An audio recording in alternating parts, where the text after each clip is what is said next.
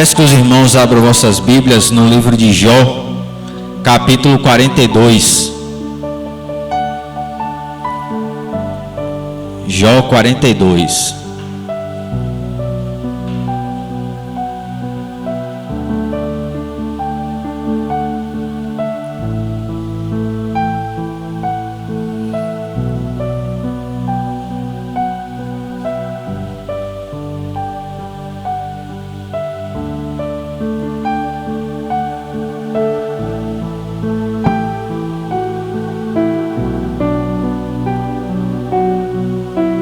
Amém?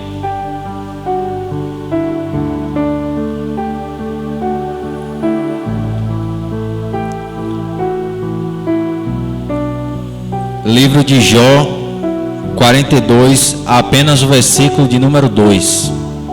Somente um versículo. Sei que podes fazer todas as coisas. Nenhum dos teus planos pode ser frustrado.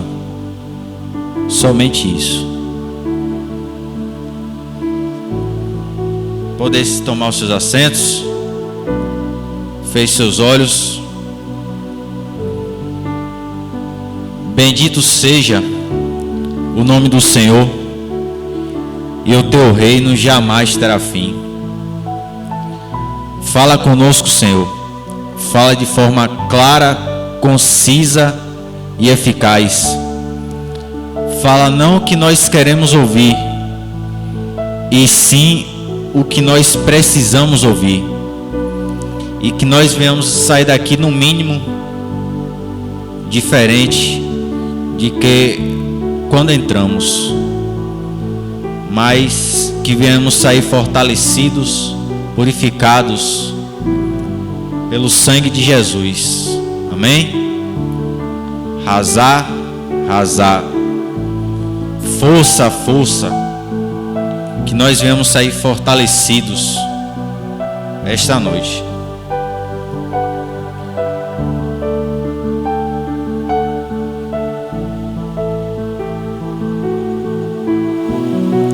Jó.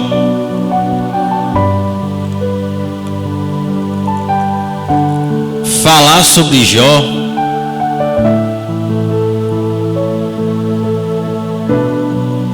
é falar necessariamente sobre Abraão. Para nós falarmos um pouco sobre Jó, nós devemos frisar que Jó foi contemporâneo do patriarca Abraão. Jó era um sheik do Oriente Médio. Quem de nós nunca ouviu falar esse jargão? Paciência de Jó. A paciência de Jó. Para nós, para eu e você compreender mais sobre a história de Jó, nós também deveremos pelo menos falar um pouquinho assim de Moisés. Por quê? Porque foi Moisés que escreve o livro de Jó. Esse livro poético, esse livro que tenta estreitar a distância entre aquele que pode todas as coisas e nós que não podemos quase nada. nenhum outro livro da Bíblia tentou tamanha façanha, ou melhor, nenhum personagem bíblico teve essa tamanha experiência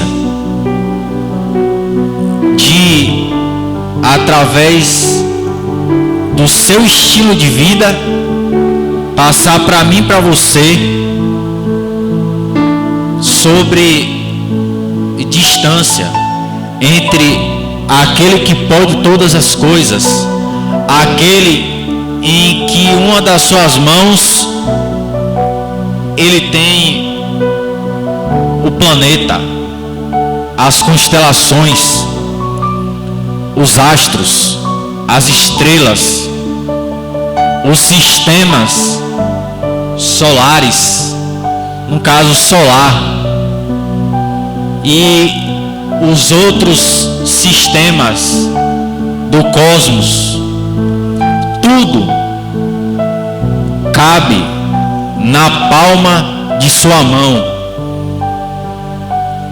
O universo observável, galáxias em que o homem, com suas lentes, com seus maquinários, puderam assim captar e ter em seus livros registrados.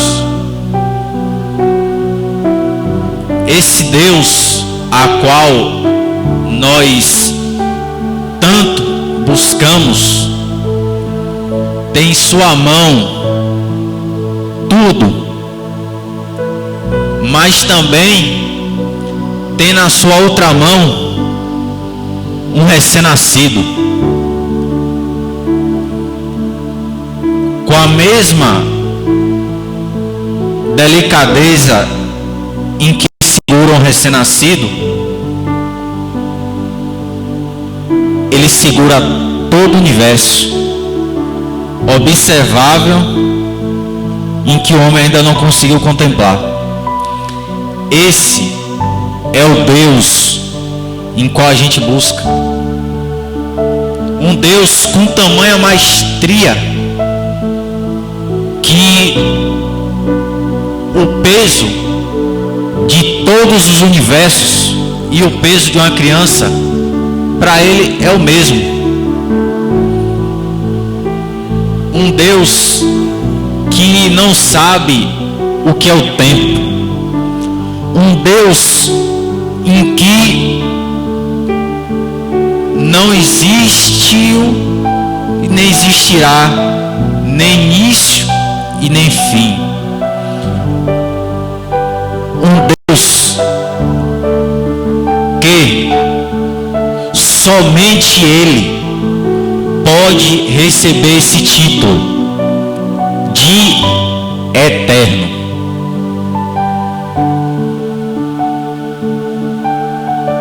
Tudo que houve, que existe e que existirá,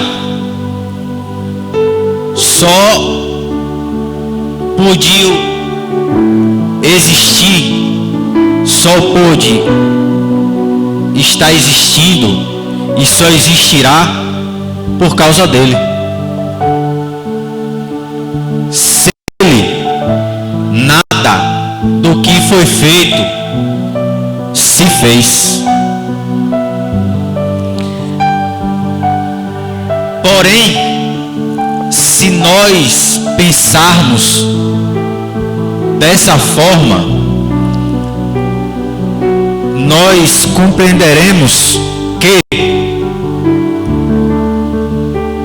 a distância entre criatura e Criador é grande demais. E aí cairemos na besteira de pensar que Deus está longe demais para para se preocupar comigo e com você. É isso que o inimigo das nossas almas tanto quer que eu e você pense, que Deus está longe demais, que Deus é inacessível, que Deus não ouve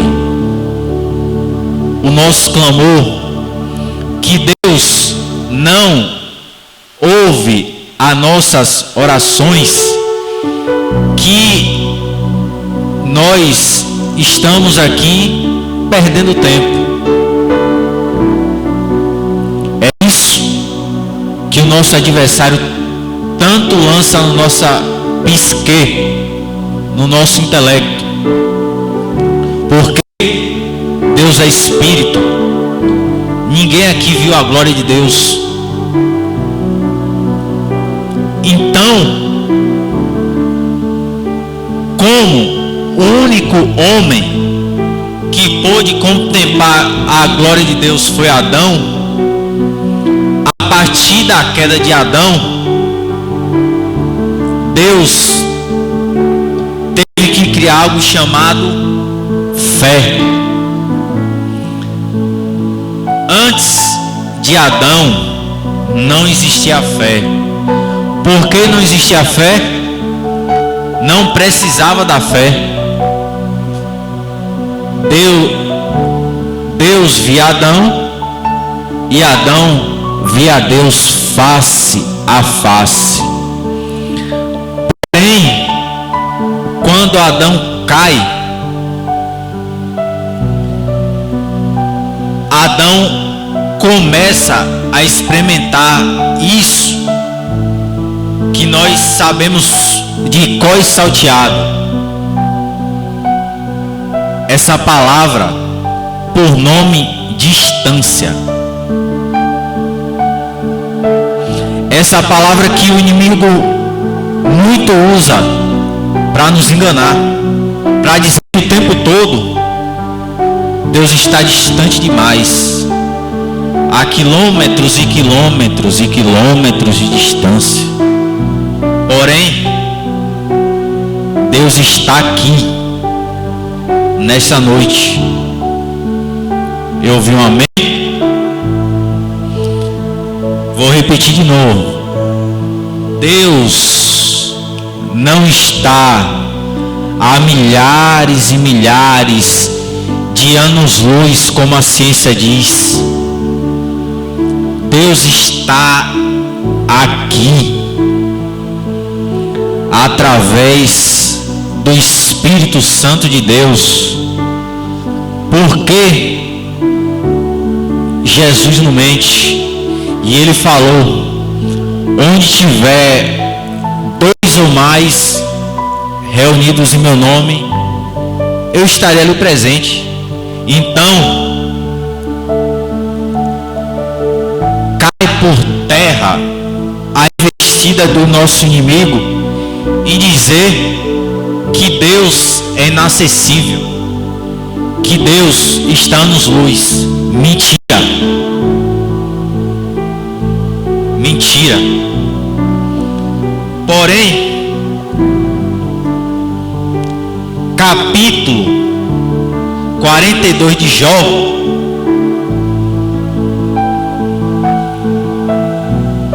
já no final do livro de Jó, o nosso, vamos dizer assim, vizinho fala: bem sei que tudo podes, e nenhum dos teus planos jamais poderão ser impedidos, frustrados. Por quê? Porque as circunstâncias da vida, o tempo todo, também tenta nos passar de que é Deus que se dobra à vontade delas. É elas que são maiores do que Deus. O tempo todo, as circunstâncias da vida tenta refletir de que os problemas são maiores do que Deus.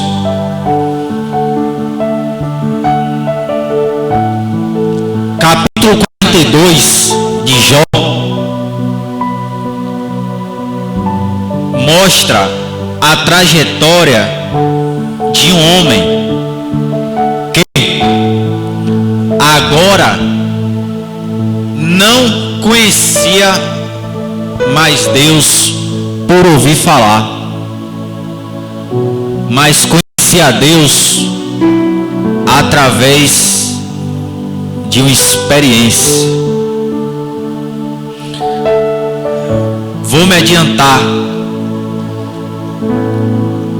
Para que Deus permitiu Jó passar por tamanho infortúnio? Para duas coisas.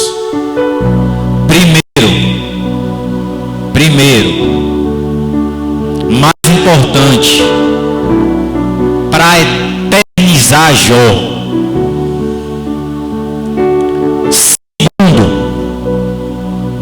Segundo, para fazer Jó ter uma experiência com Deus. Porque existem duas formas de nós, mortais, limitados, conhecer a Deus. Primeira forma, por ouvir falar. Eu ouvi que Deus faz isso. Eu ouvi que Deus faz aquilo. Eu ouvi que Deus curou ciclano. Eu ouvi que Deus curou Beltrano. Eu ouvi. Essa é a primeira forma de conhecer a Deus. Essa é a primeira forma. É o que a maioria de nós conhecemos por ouvir falar. Mas sabe o que é que Deus quer de mim e de você? É algo chamado experiência. Porque quando nós ouvimos falar de Deus, quando nós ouvimos falar dos prodígios e maravilhas de Deus, parece que Deus está distante. Mas através da experiência, aí a gente consegue compreender em que Deus está muito, mas muito próximo do que a gente imagina. Foi para isso que Deus permitiu que Jó passasse por tamanha afronta, por tamanha desonra, porque Jó não merecia passar por isso. Só existe duas maneiras do homem conhecer o sofrimento e a dor. Primeira, colheita.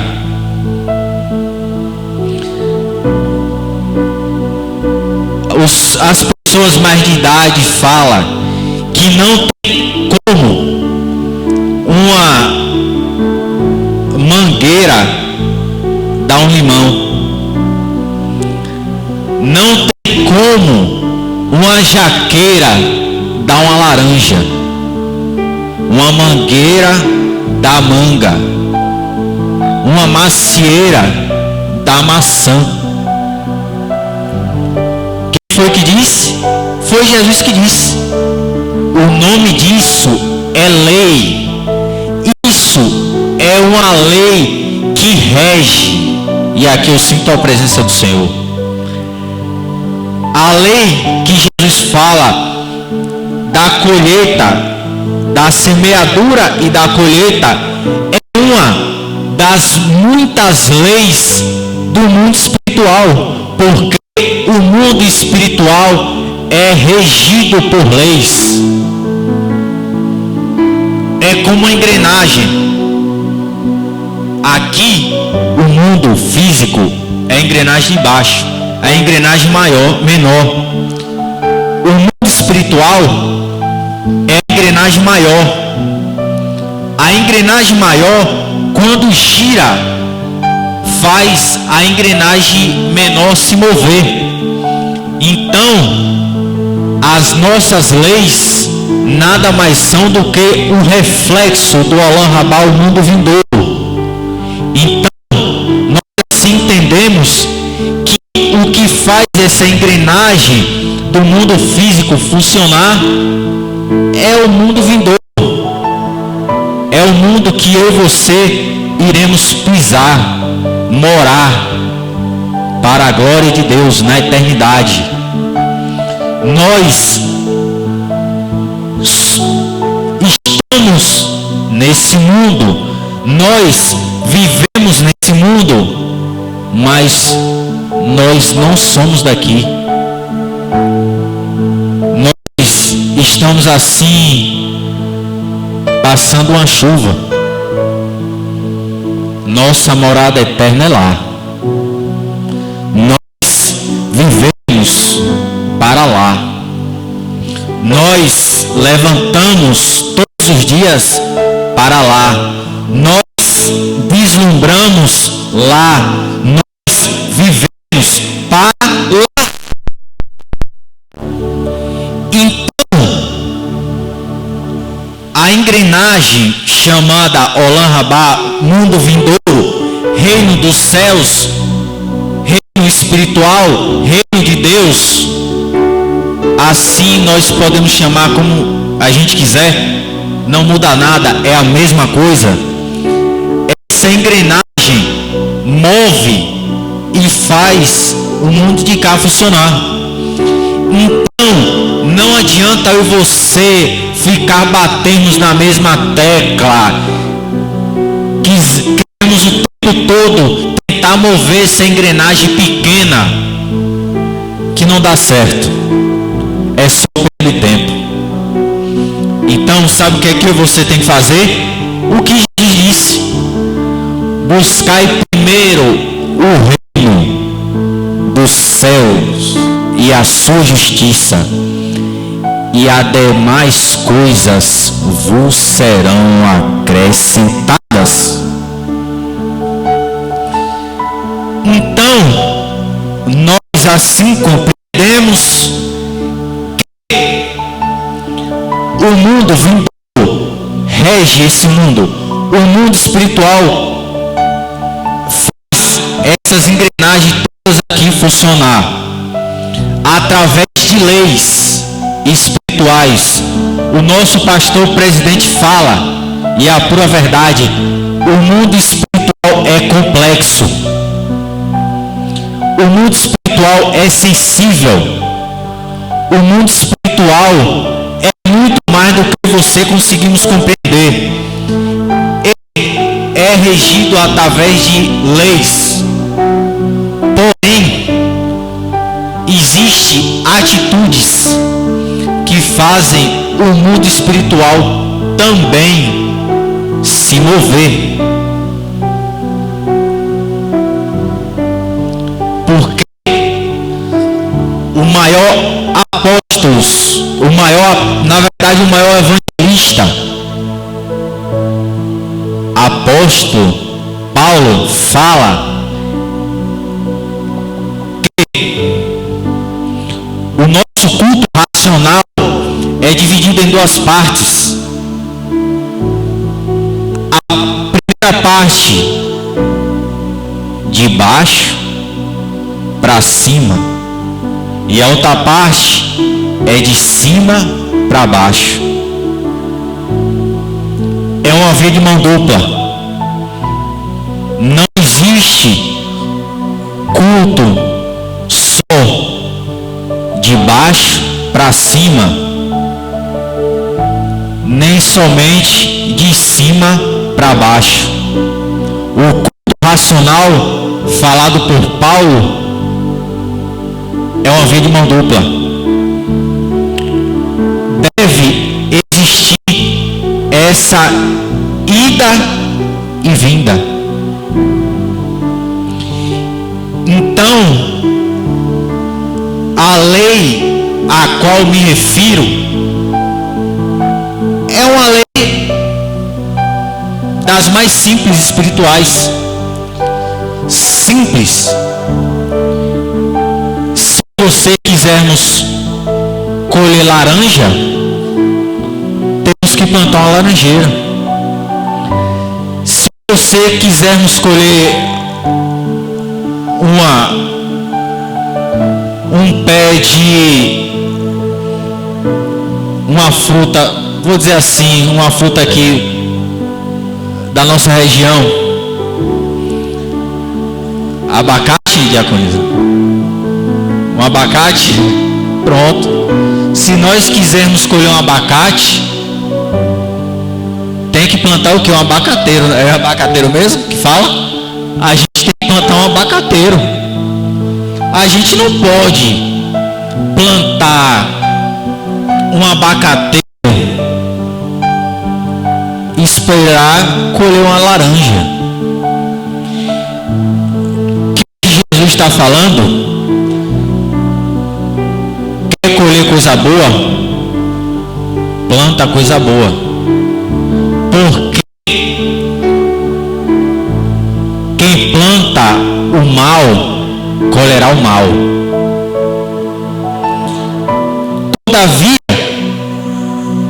também existe uma outra forma de experimentarmos o sofrimento inevitável a nós humanos. É a prova. E assim também eu devo falar algo que eu aprendi com o pastor. Existe 3 provações, 3 formas de sermos provados: pelos homens, pelo nosso inimigo, provado, provado, eu não estou falando tentado, e provado por Deus.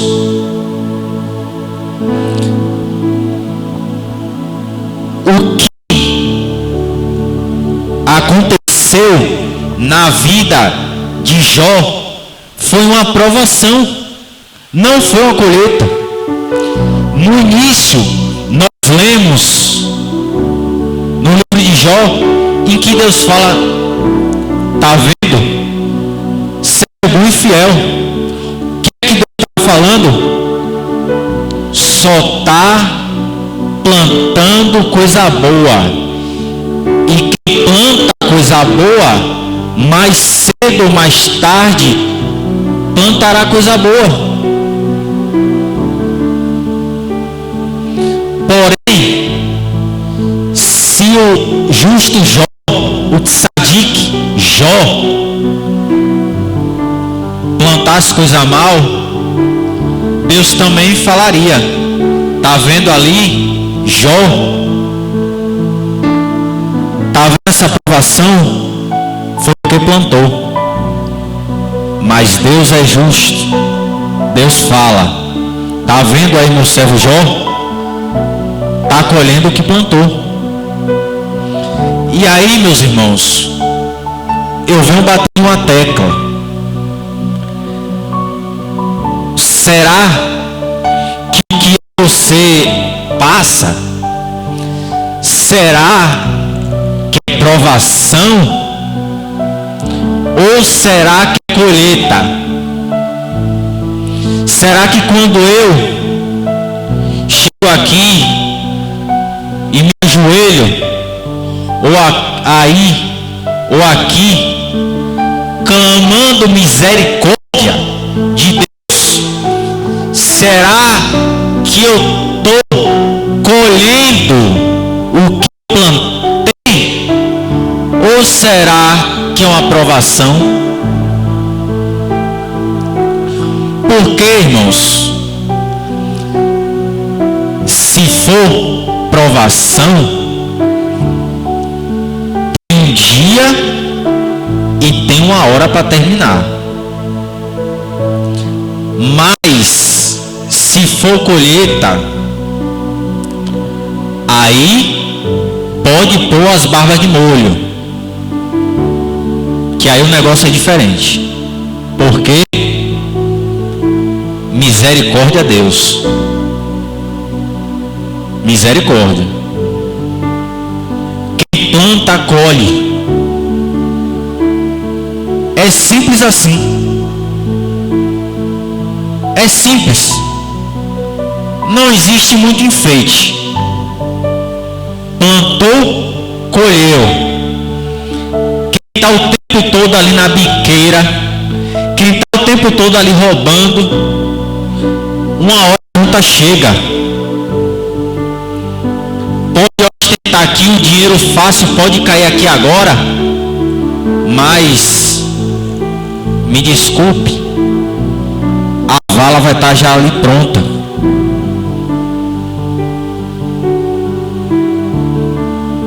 Mais cedo ou mais tarde, os policiais falam, e quando eu assisto documentário policial, ou é vala, e na melhor das hipóteses é prisão. Só dois caminhos. Porque colheita.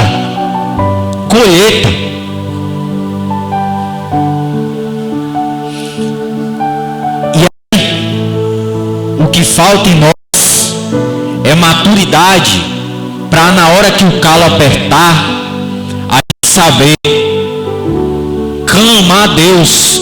Porque Jesus também fala: pedis e não vos é atendidos, pois pedis mal. Não adianta a gente chegar diante de Deus: Deus, tira essa prova, tá pesado demais, sendo que a gente nada mais tá passando por uma colheita. E aí Deus não vai tirar a prova. Como é que Deus vai tirar uma prova, sendo que não é uma prova, é uma colheita? E aí, o que é que eu estou passando? Será que o que eu estou passando hoje é uma colheita? Porque se for uma colheita, eu tenho que pedir a Deus misericórdia. Eu tenho que me humilhar. Eu tenho que fazer igual Davi. Eu tenho que botar pano de saco, me enlamear, botar minha cara na terra, no pó da terra, me ajoelhar, me prostrar e ter a grandeza de pedir perdão. Sabe por quê, irmãos? Eu nunca vi Deus matar quem se arrepende. Porque a palavra de Deus é enfática, dizer: eu sou misericordioso até 1000 gerações. Eita, glória a Deus. Daqueles que me amam, e miúdos daqueles que se arrependem. Primeiro ponto: colheita.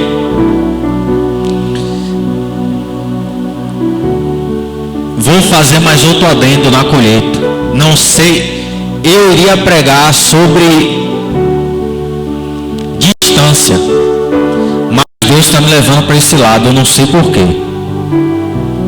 Mas vou me ater a essa parte. Colheita. O que é que Deus espera nessa colheita? Moisés também fala você no deserto para uma coisa, não para nos punir. Punir, Deus pune ímpio. Filho, Deus ensina. Então, Deus está mais preocupado em nos ensinar do que nos punir. E aí, essa colheita vem junto um deserto. O deserto é a escola do Senhor. O irmão Lázaro sempre falava isso. O deserto é a escola do Senhor. Moisés fala: Deus leva o povo para o deserto a fim de criar algo chamado temor. Temor é o que faz a gente, chegar no abismo chamado pecado. A gente vai dizer assim: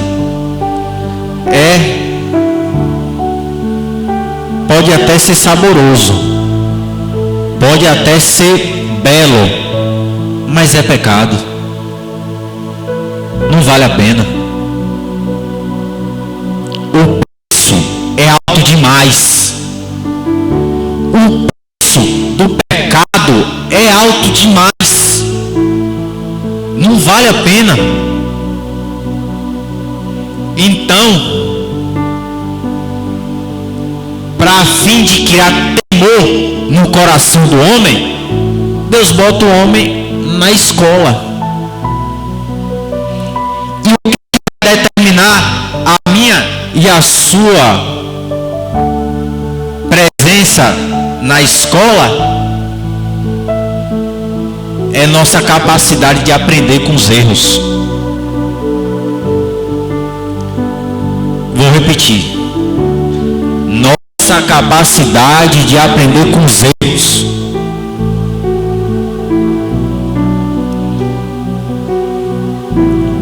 Quem determina quanto tempo eu e você vai ficar nessa escola não é Deus, somos nós mesmos.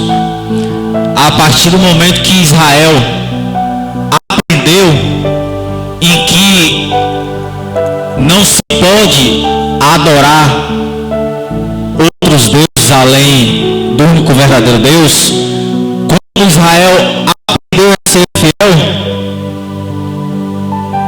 Deus chega lá, no boletim de Israel, que todos nós também temos um boletim, que eu espero que até o final desse ano tenha só notas verdes. E bota lá, aprovado. Glória a Deus, aprovado. Aprovado, aprovado, aprovado. E aí, precisou toda uma geração morrer para Deus ensinar.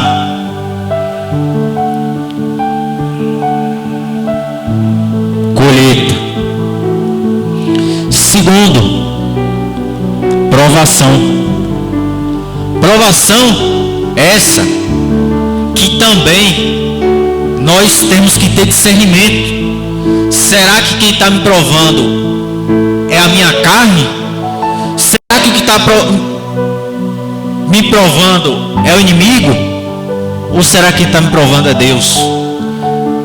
Nesse caso de Jó, foi Deus. Porque Deus queria eternizar Jó. Jó fala: quem dera que tudo que eu passei fosse escrito. Incrível, né, irmãos? Sabe o que é isso aqui? Isso aqui nada mais é do que algo que nós chamamos de fidelidade. Deus é fiel com quem fiel com Ele. Deus me deu, Deus tirou. Bendito seja o nome do Senhor. Então, essa palavra sentenciou Jó à misericórdia de Deus. Sabe por que você está lendo sobre Jó? Não é porque Jó falava bem, não é porque Jó era gordo, magro, bonito, feio, porque Jó foi fiel. Jó não se prostrou diante das dificuldades. Então Deus deu para Jó. Só que eu até agora não falei das bênçãos materiais de Jó, porque, irmãos, nós estamos carecas de saber que no final da aprovação de Jó, Deus deu tudo a Jó em dobro. Só que isso foi nada. Isso aqui foi só a pontinha. O dobro do dinheiro, o dobro do mérito, o dobro do crédito, o dobro de prosperidade foi só a pontinha. Deus decidiu eternizar Jó. Irmãos, ouro, prata, a traça corrói, os ladrões roubam. Só que eu prefiro me ater ao que Jesus disse. Eu quero guardar ouro e prata lá, no reino dos céus, porque lá, irmãos, lá não tem traça, lá não tem ferrugem, lá não tem poeira, lá não tem ladrão, lá não existe tempo. Então Deus falou: vou prosperar, vou dar bens materiais. Só que isso é só o tiquinho. Eu vou eternizar Jó. Glória a Deus. Quem quer ser eternizado? Eu sou o primeiro. Irmãos, preste atenção. Só existe uma maneira de Deus eternizar alguém, eternizar os ensinamentos, é através, na verdade, duas formas. Ou ele bota primeiro, como ele fez com Jó dentro da sua palavra, ou ele levanta discípulos.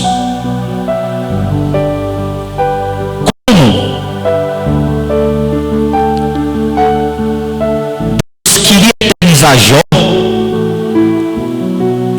ele falou: não vou levantar discípulos, mas vou eternizar ele na minha palavra. Então, dia 26, 25 de memória, 26 e 27, os irmãos lá da congregação, agora da segunda casa, mais de 3.000 anos à frente, vai ler o que foi que meu servo Jó passou através da minha palavra, porque o mesmo Deus que eternizou Jó fala: passará céus, passará terra, passará o tempo, mas a minha palavra jamais passará. Então, como é que ele fez isso? Como é que ele eternizou Jó? Botou a experiência que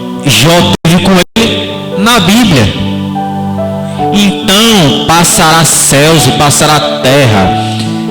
Eu, meus filhos, seus filhos, nossos netos estarão lendo o mesmo que nossos pais, nossos avós leram, porque Deus é fiel. E é fiel com quem é fiel com Ele. Boaz, só vou falar uma coisa, Boaz vai ficar para outro dia. Porém, vou dar um spoiler. Sabe por que Boaz era bonito, rico e profeta? Somente por uma coisa. Estou arrepiado, estou sentindo a presença do Senhor aqui. Por algo chamado fidelidade. Isso fez Boaz ser rico, bonito e profeta. Peraí, irmãos. Quem que não quer ser rico, bonito e profeta? Eu sou o primeiro da fila. Eu sou, se botar uma fileira aqui, ó, que Jesus começar a falar que quer ser bonito, rico e profeta, eu vou estar aqui, ó. Eu vou ser o primeiro. Levanta a mão, eu vou levantar até os pés, eu levanto. Quem que não quer ser rico, bonito e profeta? Todo mundo. Só que existe uma coisa para ser rico, bonito e profeta. Tem que ter algo que Boaz tinha de sobra. Algo chamado fidelidade. Vai ficar para outro dia. Eu prego sobre Boaz. Porém, como Deus é fiel para quem é fiel com Ele. Ao final da aprovação de Jó, Deus eterniza Jó. Então, qual é a nossa missão maior? Para que é que eu e você está aqui todas as terças, todas as quintas, todo domingo? É porque nós almejamos a eternidade. Amém? Amém? Nós não queremos, ao final da nossa jornada, dar o último suspiro e morrer eternamente. Nós queremos dar o último suspiro, e assim que eu e você dar o último suspiro, viu anjos do Senhor nos buscar para a morada eterna, a qual você nunca mais toscanejará de novo, nunca mais nos cansaremos de novo. Será alegria eternamente. É nessa, irmãos, sabe quando a minha vida começou a mudar?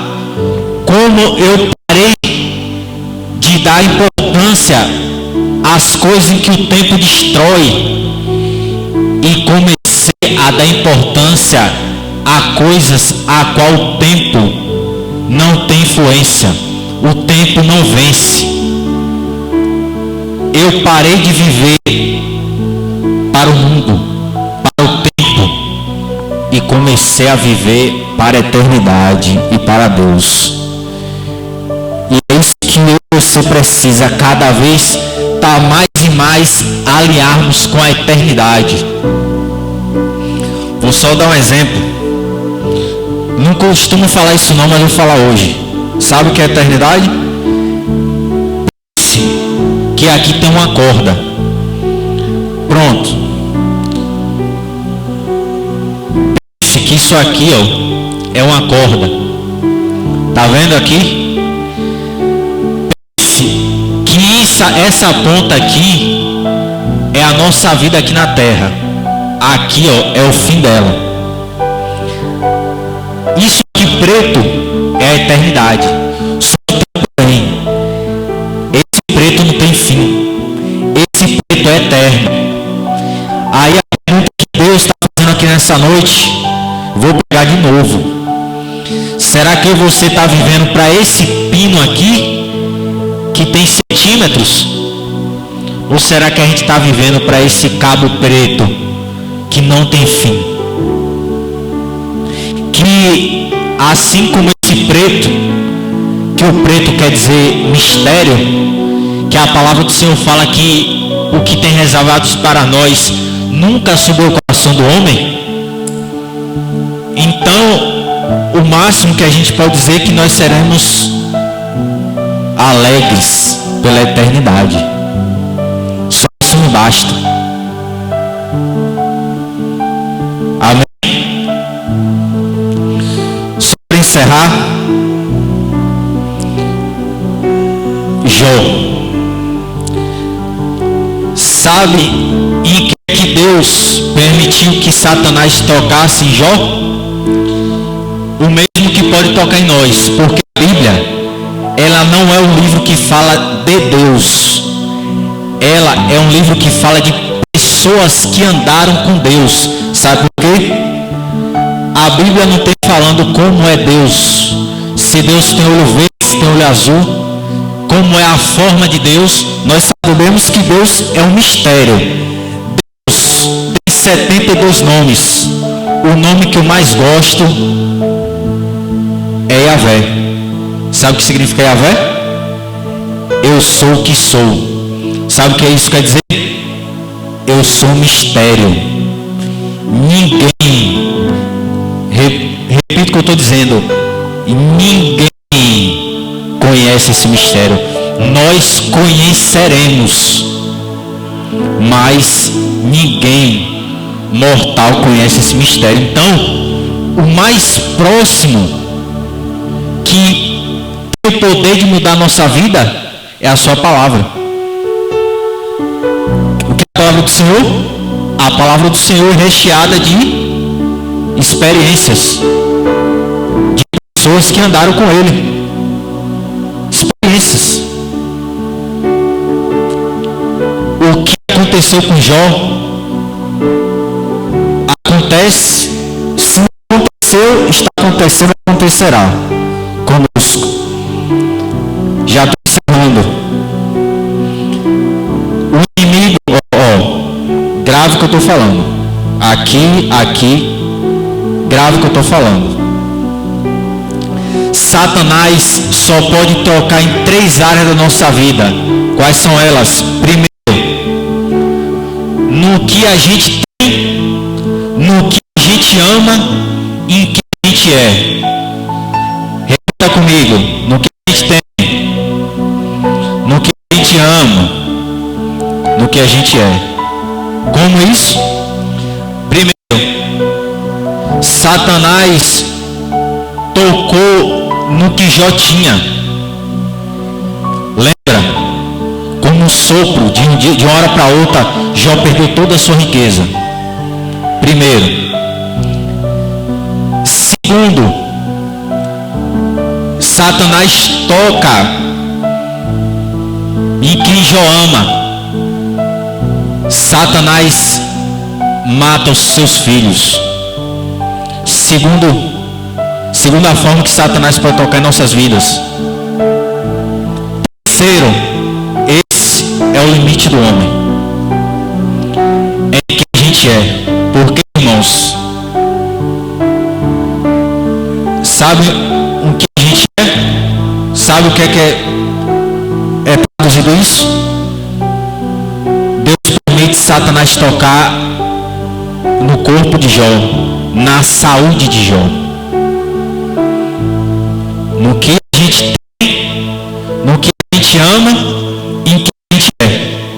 Satanás só pode tocar essas 3 partes.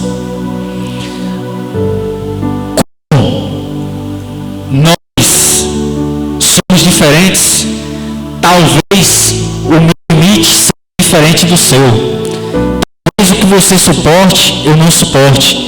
Então, como os dedos das mãos, são mãos, mas não são iguais, cada pessoa tem uma envergadura, cada pessoa aguenta uma coisa. A palavra do Senhor fala que Deus não dá qual a pessoa não pode suportar. Então, Jó, o limite do Jó era o último limite. Primeiro limite, Satanás toma tudo. ele fala: Deus deu, Deus tomou, bendito seja o nome do Senhor.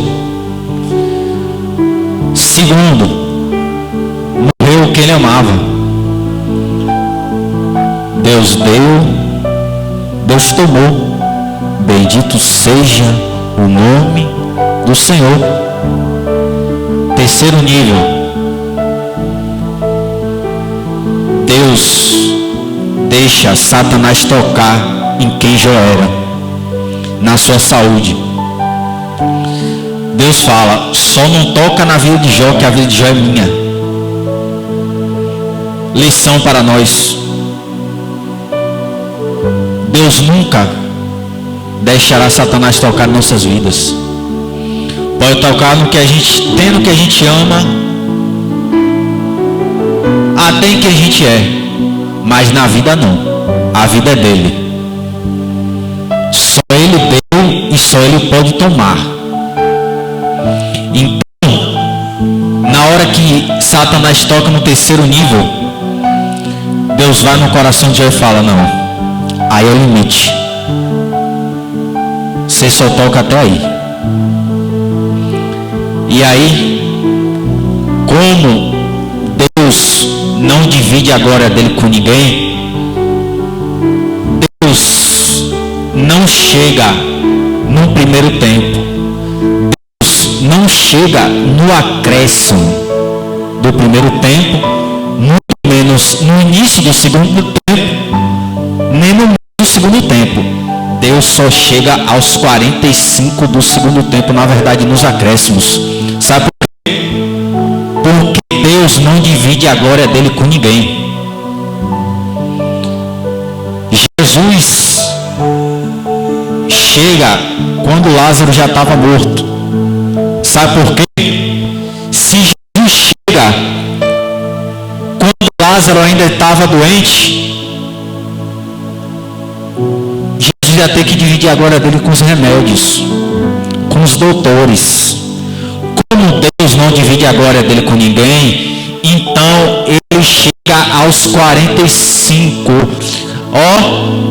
Já na hora que o juiz está perto de apitar nos acréscimos, aí ele chega. Quando mão de homem nenhum consegue tocar. Quando todas as expectativas já chegaram ao fim, Deus chega. Deus, irmãos, só se manifesta na vida de Jó. Pode ler aqui. São 42 capítulos. Deus só se manifesta no final.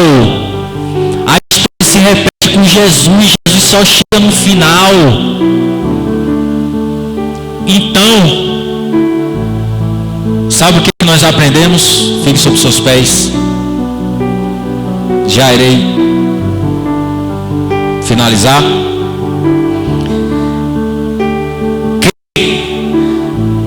Fulano pode falar de mim e de você.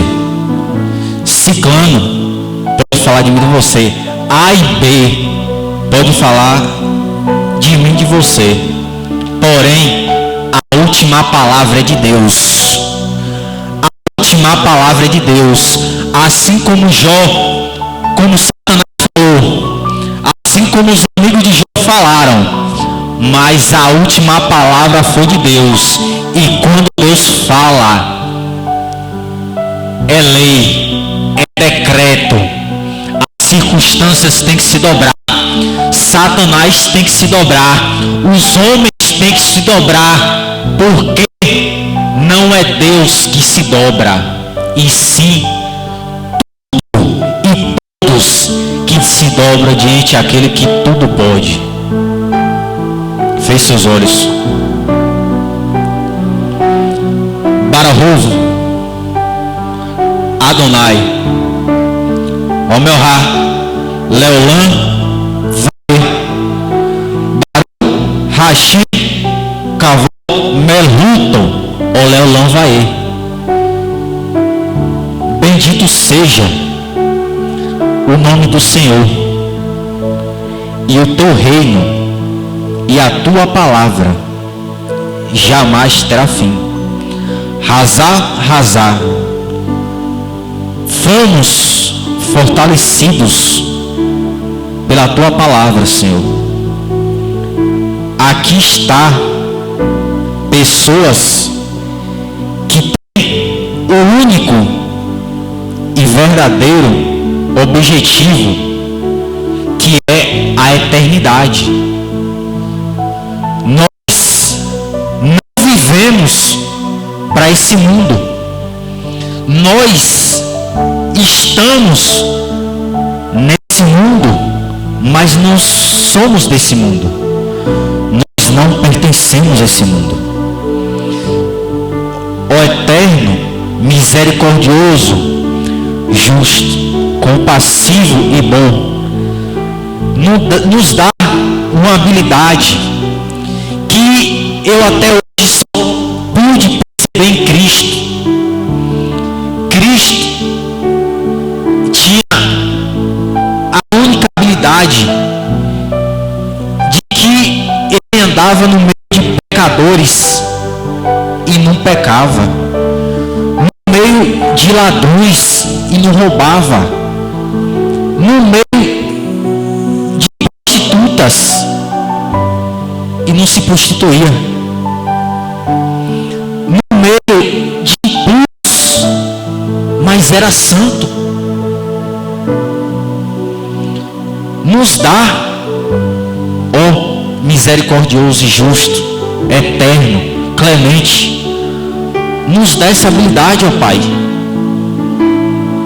Nos dá, Cristo, essa sua habilidade de andar no meio dessa geração pecaminosa e mesmo assim continuarmos sal, continuarmos brilhando. Desde já quero te pedir também, ó Pai, que nós venhamos a ser como espelho em que reflete a tua luz, a tua glória para aqui, para esse mundo, mas que nós não venhamos ser como um espelho de metal, um espelho duro, um espelho que rouba a energia, que rouba a luz, mas sim como um espelho de vidro,